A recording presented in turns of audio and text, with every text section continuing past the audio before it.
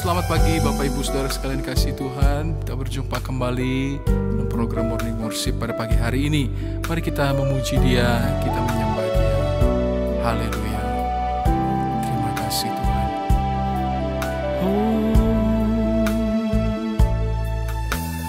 Ku tak membawa apapun juga saat ku datang ke dunia. Ku tinggal semua pada akhirnya saat ku kembali ke surga. Inilah yang ku punya, hati sebagai hamba yang mau taat dan setia padamu Bapa. Kemana kan ku bawa hati yang menyembah dalam roh dan kebenaran sampai selamanya.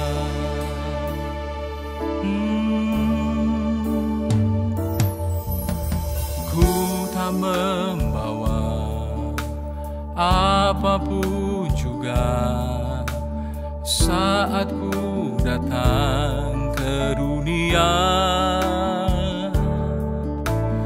Ku tinggal semua pada akhirnya saat ku kembali ke surga.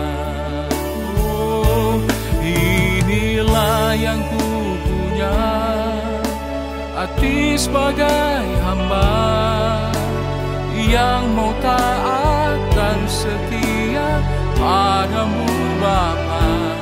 Kemana kan ku bawa hati yang menyembah dalam roh dan kebenaran sampai selamanya. Bagaimana ku membalas kasih-Mu? Segala yang ku punya itu milik-Mu, itu milik-Mu.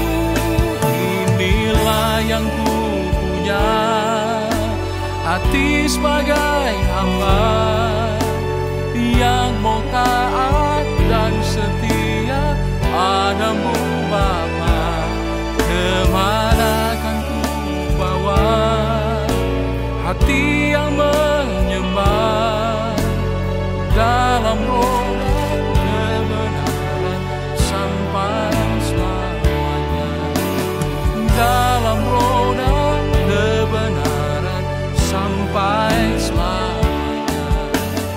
Dalam roh dan kebenaran sampai selamanya.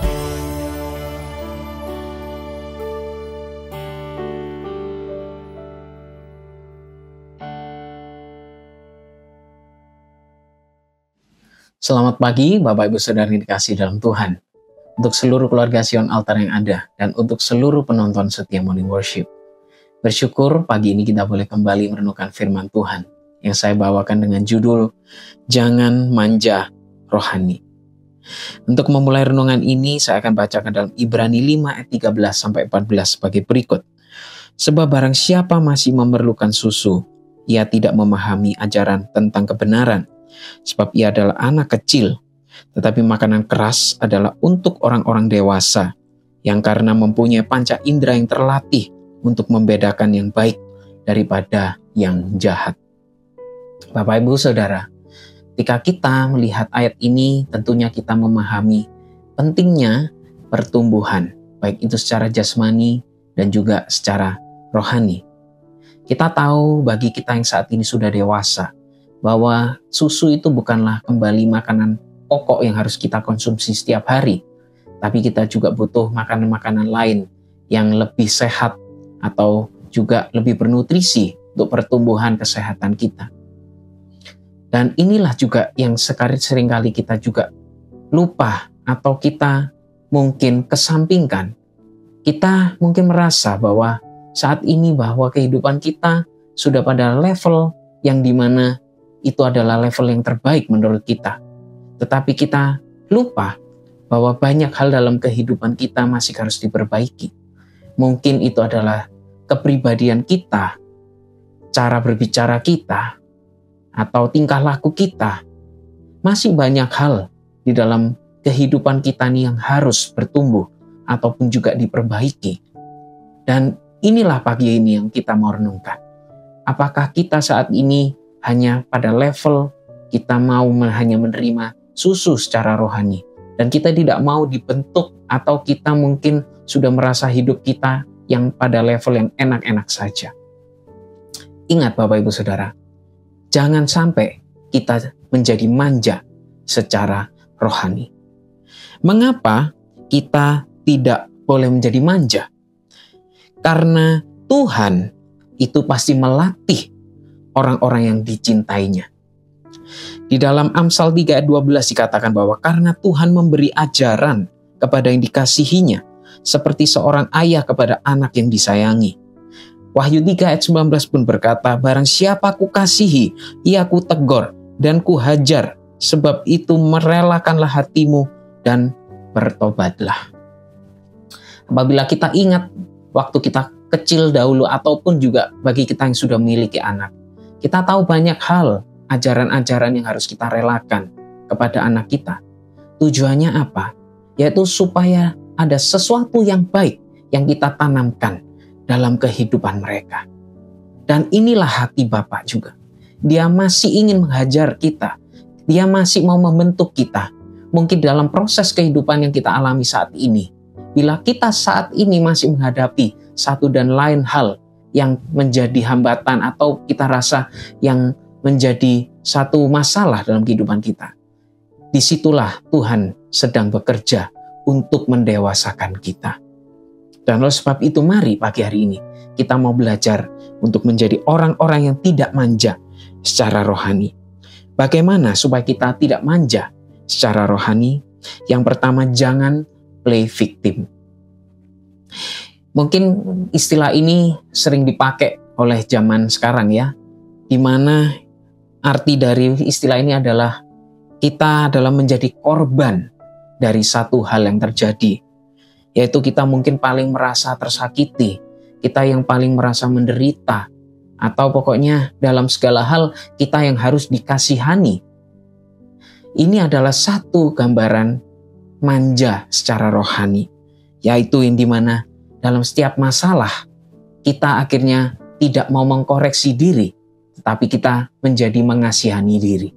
Dan akhirnya ketika kita selalu mengasihani diri, kita juga tidak belajar dalam setiap masalah yang terjadi. Ingat, mungkin dalam setiap yang terjadi, itu ada dua sisi, baik dari luar ataupun dari diri kita, yang mungkin juga kita harus introspeksi kembali. Dan apabila kita juga memiliki pribadi yang play victim, itu juga dapat menghambat berkat-berkat kita. Layaknya Yusuf yang ketika dia hendak dipakai Tuhan. Ingat ketika dia waktu itu sedang mentafsirkan mimpi juru minuman dan juru roti. Dia menyelipkan play victim ketika dia sedang membantu mereka. Dia berpesan bahwa ingatlah akan daku ketika kamu keluar. Dia tetap merasa bahwa masalah yang terjadi itu bukan karena di kesalahan dia. Tetapi akhirnya apa yang terjadi? Di dalam Kejadian 41 ayat 1 jelas dikatakan bahwa 2 tahun kemudian Yusuf baru secara resmi bisa keluar dari penjara ketika dia sudah menafsirkan mimpi Firaun. Dan saya percaya dalam 2 tahun ini Tuhan kembali memproses Yusuf supaya dia tidak menjadi pribadi yang play victim. Tetapi dia menaruh segala apapun masalah dia hanya kepada Tuhan. Ini adalah satu gambaran bahwa ketika kita masih mengasihani diri kita, Tuhan tidak bisa memakai kita karena Dia tahu bahwa kita masih tidak mau mengkoreksi diri kita. Kita hanya merasa bahwa semua yang terjadi itu karena kesalahan keadaan, bukan diri kita. Tapi Tuhan ingin bahwa dalam setiap keadaan kita hanya mengandalkan Tuhan saja. Mungkin persoalan itu datang memang untuk membentuk kita supaya kita dewasa, sehingga kita yang bertumbuh bukan orang lain. Dan inilah yang Tuhan mau. Mari kita jangan play victim. Dan yang kedua, jangan sampai kita juga manja dengan menyalahkan orang lain. Kita tahu ada satu istilah bahasa Jawa yaitu wadulan, ya. Ketika saya masih kecil, seringkali ada anak-anak yang memang sering, ya, mengadu kepada ayah ibunya, ya, di mana ketika mencari satu pembelaan. Ini bukan hal yang salah. Tetapi ketika kita sudah makin dewasa, jangan sampai kita juga memiliki satu sifat yang suka mengadu, di mana setiap kali kita merasa bahwa orang lain yang salah, kita membenarkan diri kita mencari pembelaan dalam setiap masalah, bahwa kitalah yang benar, orang lain yang salah. Ini juga adalah satu sifat yang dilakukan oleh Adam dan Hawa. Mungkin mereka pada waktu kedapatan melakukan hal yang dilarang Tuhan, mereka merasa bahwa mencari kambing hitam supaya mereka lepas dari masalah. Tetapi ingat, konsekuensi mereka juga sama. Mereka berdua akhirnya juga keluar dari Taman Eden, yang akhirnya juga menghambat pertumbuhan perkenalan mereka kepada Tuhan. Kita ingat bahwa ketika kita suka melempar kesalahan, itu juga adalah satu hal di mana kita juga tidak mau didewasakan. Karena kita menganggap hidup kita adalah yang terbaik dan kita tidak mau dewasa di dalam setiap masalah yang terjadi. Sebab itu Bapak Ibu Saudara, pagi hari ini mari kita renungkan kembali. Apakah sifat kedua ini masih ada dalam kehidupan kita? Dalam manja rohani, kita selalu play victim, kita suka menyalahkan orang lain. Ingat Bapak Ibu Saudara, pertumbuhan Tuhan itu adalah secara spesifik untuk anak-anak yang dikasihinya. Dan oleh sebab itu apabila saat ini kita masih mengalami masalah, masih mengalami satu hal yang tidak mengenakan, itu mungkin adalah cara Tuhan sedang mendewasakan kita dalam hidup ini. Dan oleh sebab itu mari kita terus bertumbuh, bertambah dalam Tuhan. Dan mari kita makin hari makin menjadi pribadi yang dewasa di dalam Tuhan. Puji Tuhan, mari kita akhiri renungan ini dengan doa. Terima kasih Tuhan, kami bersyukur buat firman-Mu yang datang pada saat pagi hari ini. Biar Tuhan yang terus mendewasakan kami, dan Tuhan terus juga Tuhan memperbarui karakter kehidupan kami, supaya kami makin dewasa di dalam kehidupan ini. Kami Tuhan terus maju, dan kami percaya tangan Tuhan yang penuh kasih akan menuntun kehidupan kami untuk melangkah ke depan. Kami tahu setiap persoalan, masalah yang terjadi, itu adalah supaya kami menjadi anak-anak Tuhan yang Kau pakai lebih indah lagi, dan makin jadi berkat, indah di mata Tuhan, menjadi berkat juga bagi banyak orang. Terima kasih, kami bersyukur buat firman-Mu pagi hari ini, dan kami serahkan kehidupan kami di dalam tuntunan Roh-Mu. Tuhan menyertai kehidupan kami sepanjang hari ini. Terima kasih. Kami akhiri renungan ini dalam nama Tuhan Yesus Kristus. Kami sudah berdoa. Haleluya. Amin. Tuhan Yesus memberkati. Inilah yang ku punya, hati sebagai hamba, yang mau taat dan setia padamu Bapa.